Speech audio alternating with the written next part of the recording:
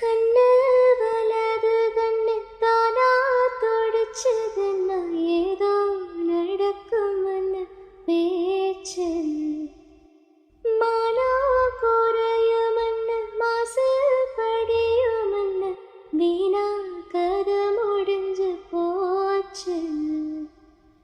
ஈசான மூலையில லேசான பள்ளிச்சத்தம் மாம பேர சொல்லி பேசுது. ஆராத சோகம் தன்னை தீராம சேர்த்து வச்சு ஊரும் சேர்ந்த என்ன ஏசுது. மாமா மாமா உன்னத்தானே எண்ணி நானும் தவிச்சேனே. கூண்டுக்குள்ள என்ன வச்சு கூடி நின்ன ஊரை விட்டு கூண்டுக்குள்ள